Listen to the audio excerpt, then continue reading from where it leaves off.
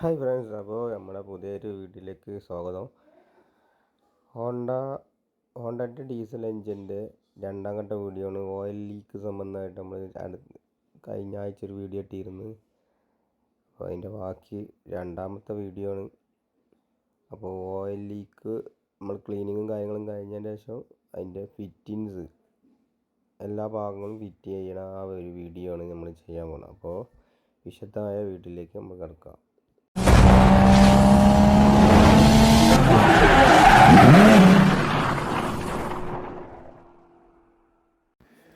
അപ്പോൾ സ്റ്റാർട്ടിങ് നമ്മൾ main oil seal fit ചെയ്യണ ഒരു ഭാഗമാണ് കാണിക്കുന്നത്. നമ്മളന്ന് ക്ലീൻ ചെയ്തിരുന്ന് അന്ന് പുതിയ പീസാണ് നമുക്ക് കിട്ടിയത്. അങ്ങനെ ഇതിപ്പോൾ ഫുൾ ബോണ്ടിൽ സെറ്റ് ചെയ്യലാണ്. പാക്കിംഗ് ഒന്നുമല്ല വരുന്നത്. മൊത്തം ഞാൻ പറഞ്ഞില്ല, അലുമിനിയം ബോഡിയാണ് മൊത്തത്തിൽ വരുന്നത്. ഈ ഡമ്മി ആയാലും എന്തായാലും ഫുൾ ബോണ്ടിലാണിത് ഫിറ്റിങ്. നല്ല ബോണ്ട് നല്ല തേച്ച് പിടിപ്പിക്കണം. ഈ ഭാഗത്തൊരു ഡമ്മി ഉണ്ട് കേട്ടോ. ആ ഡമ്മി ഞാൻ പ്രത്യേകം കാണിക്കാൻ വിട്ടുപോയതാണ്.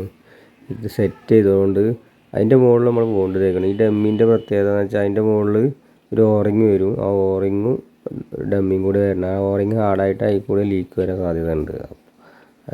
ഈ സീലിൻ്റെ ഇത് ഫിറ്റ് ചെയ്യുമ്പോൾ അതിനൊരു ലോക്കായിട്ടാണ് ആ ഒരു റൗണ്ട് ഭാഗം വരുന്നുണ്ട്. ആ ഡമ്മി പുറത്തേക്ക് വരാതിരിക്കാൻ അതിൽ റൗണ്ട് വരുന്നുണ്ട്. അത് അതിനെ ലോക്കായിട്ട് നിൽക്കും. കണ്ടില്ലേ? അത് പ്രത്യേകം ശ്രദ്ധിക്കേണ്ട ഒരു കാര്യമാണ്. അപ്പോൾ ഫിറ്റിംഗ് ഒക്കെ ഓക്കെ ആയി. നമ്മൾ അതിൻ്റെ ബോൾട്ടും കാര്യങ്ങളൊക്കെ ഇട്ട് ടൈറ്റാക്കി കറക്റ്റ് ടൈറ്റാക്കണം. മറ്റേത് പൊട്ടാൻ സാധ്യത ഉണ്ട്. സീറ്റിങ്ങിൽ കറക്റ്റ് അതിന് രണ്ട് സ്റ്റഡി പിന്നും വരുന്നുണ്ട്. ആ പിന്നെ കറക്റ്റിൽ ഇറങ്ങാതൊക്കെ നിന്ന് കഴിഞ്ഞാൽ ഒരു അബദ്ധം പറ്റിയിട്ടുണ്ട്. അതുകൊണ്ടാണ് പറഞ്ഞത് കറക്റ്റായിട്ട് സ്റ്റഡി പിന്ന് കയറിയിട്ട് ഫിറ്റ് ചെയ്യണം. ഫ്ലൈ വീലും ഫിറ്റ് ചെയ്ത് കഴിഞ്ഞ്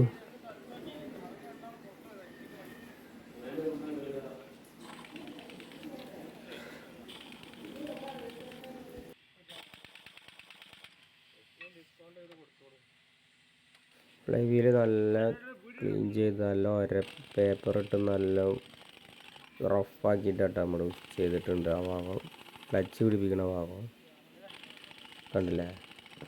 നല്ല റഫാക്കിയിട്ടുണ്ട്. ആ ഓയിലിൻ്റെ മെഴുക്കൊക്കെ പോകണം.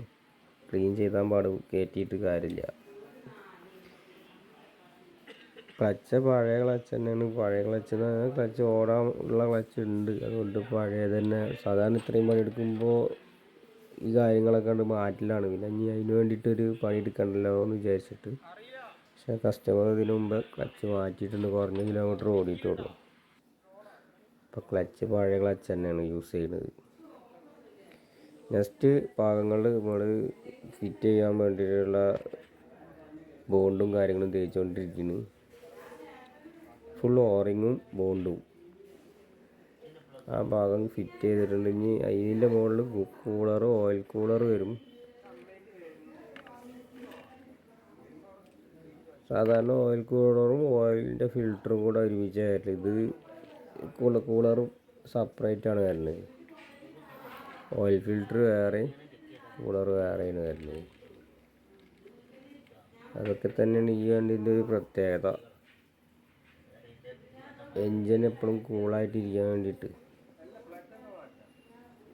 എൻജിൻ ഓയിൽ തണുത്തിരിക്കാൻ വേണ്ടിയിട്ടൊക്കെയാണ് ഈ ഓയിൽ കൂളർ ബന്ധപ്പെട്ട് വരുന്ന ഭാഗങ്ങളിലൊക്കെ ഓറിങ്ങാണ്. ഈ 4 ഹോളിൽ വരുന്നതൊക്കെ ഓറിങ് ഇട്ടിട്ടാണ് നമുക്ക് സെറ്റ് ചെയ്യാനുള്ളത്. അപ്പോൾ അതിൻ്റെ ഓറിങ് നമ്മൾ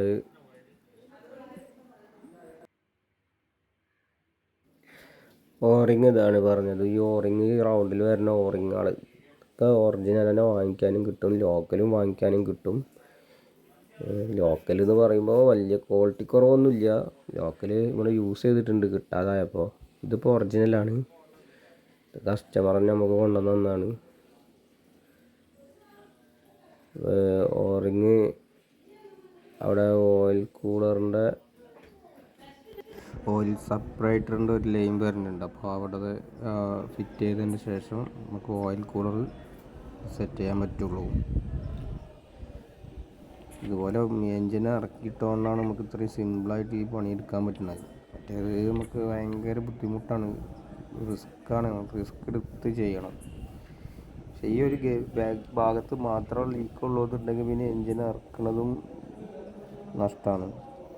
നമ്മളിപ്പോൾ ഇത് എൻജിൻ ഇറക്കാൻ കാരണം മെയിൻ ഓയിൽ സീലും കാര്യങ്ങളൊക്കെ ലീക്ക് ആയതുകൊണ്ട് ഗിയർ ബോക്സ് ഇറക്കണം, EGR ക്ലീനിങ്ങും കാര്യങ്ങളും ഉണ്ടായതുകൊണ്ട് മാത്രമാണ് ഇത്രയും റിസ്ക് എടുത്ത് നമ്മൾ ആ പണി മൊത്തം ക്ലിയർ ചെയ്ത് ചെയ്യാൻ വേണ്ടിയിട്ടാണ് എൻജിൻ ഇറക്കിയത്. അവിടെ ബോൾട്ട് ഇട്ട് ഇനി ടൈറ്റ് ആക്കാനുള്ളൂ. ഈ പണി നമ്മളെല്ലാം സെറ്റ് ചെയ്ത് കറക്റ്റ് സെറ്റിങ് ചെയ്ത് കഴിഞ്ഞാൽ പിന്നെ നമുക്ക് റിപ്പീറ്റ് വർക്ക് വരില്ല എന്നുള്ള കാര്യത്തിൽ 100% ഉറപ്പാണ്. എന്താ വെച്ചാൽ ഇതിൻ്റെ ഫിറ്റിങ്സൊക്കെ അത്രയും ആ ഓറിങ്ങും കാര്യങ്ങളൊക്കെ കറക്റ്റായിട്ട് നിന്ന് അവിടെ സെറ്റായി നിന്നാൽ പിന്നെ അത് ഒരിക്കലും കട്ടിങ്ങും കാര്യങ്ങളൊക്കെ കറക്റ്റാണ്. അപ്പോൾ അതിൽ വെച്ച് കൊടുത്താൽ നമുക്ക് സെറ്റ് ചെയ്യാനുള്ളൂ, ബോൾട്ട് ടൈറ്റ് ആക്കാനുള്ളൂ. ആ ഭാഗം ക്ലിയർ ആയിട്ടുണ്ട്. ഈ ഓയിൽ കൂളർ ഫിറ്റ് ചെയ്യണ ഈ ബോഡി നമ്മൾ കാണിച്ചിരുന്നു ആദ്യം. ബോഡി ആദ്യം സെറ്റ് ചെയ്യണം. ആ ബോഡി സെറ്റ് ചെയ്യുന്നതിന് ബാക്ക് സൈഡിലൊക്കെ ഓറിങ് തന്നെയാണ്.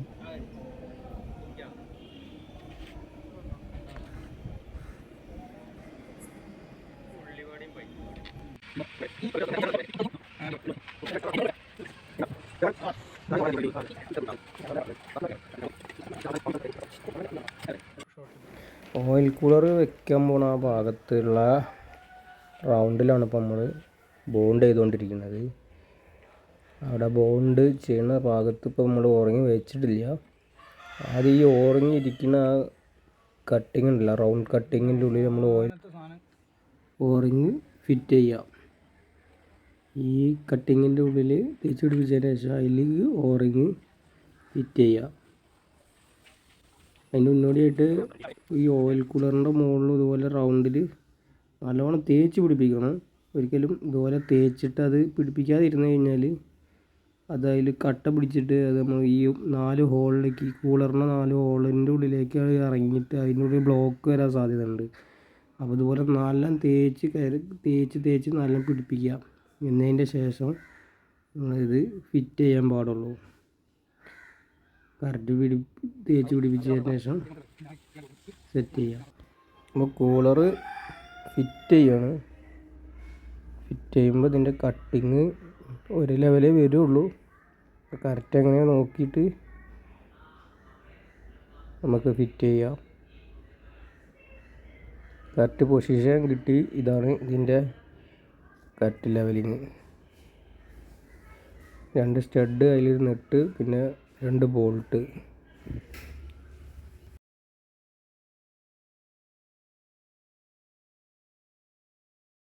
കൂളറിൻ്റെ ഭാഗം സെറ്റായി. അതിൻ്റെ 4 ബോൾട്ടും നെട്ടും നമ്മൾ ടൈറ്റ് ചെയ്തിട്ടുണ്ട്.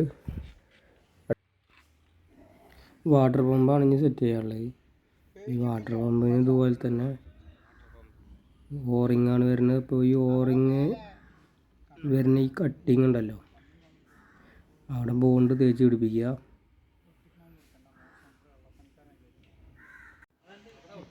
ഇതുപോലെ ബോണ്ട് നന്നായിട്ട് ആ കട്ടിങ്ങിലേക്ക് ഇറങ്ങി നിൽക്കുന്ന രീതിയിൽ ബോണ്ട് തേച്ച് പിടിപ്പിച്ചിട്ട് ഒന്ന് നല്ല കറക്റ്റ് ഉള്ളിലേക്ക് ഇറങ്ങിയിട്ട് തേച്ച് പിടിപ്പിക്കണം.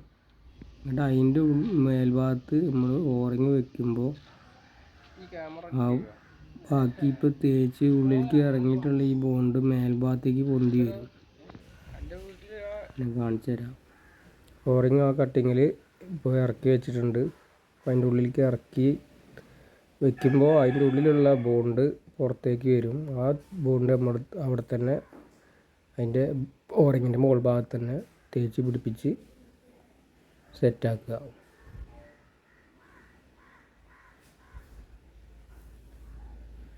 ഇത് സാവധാനം ചെയ്യേണ്ട ഒരു പണിയാണ്. പടപട വെച്ചിട്ട് ചെയ്തിട്ട് കാര്യമില്ല.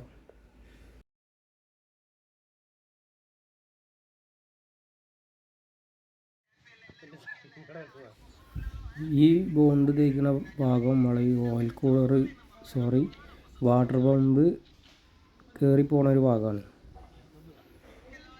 അവിടെ ഒരു ഓറിങ് വരുന്നുണ്ട്. അപ്പോൾ അതിൽ നമ്മൾ ബോണ്ട് തേച്ച് പിടിപ്പിച്ചിട്ട്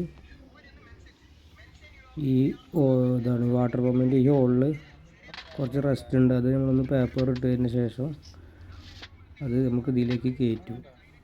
എന്നിട്ട് ബാക്കി ഇതിനോട് തുടർച്ചയായിട്ട് വരുന്ന ഓൾട്ടർനേറ്റർ കാര്യങ്ങൾ മൊത്തം ഫ്രണ്ടിലെ AC AC-ൻ്റെ കംപ്രസറും കാര്യങ്ങളൊക്കെ സെറ്റ് ചെയ്യുക. അപ്പോൾ ഓൾട്ടർനേറ്റർ സെറ്റ് ചെയ്തു, പിന്നെ കംപ്രസർ എല്ലാം സെറ്റ് ചെയ്ത് നമ്മൾ കയറ്റി വയ്ക്കുക.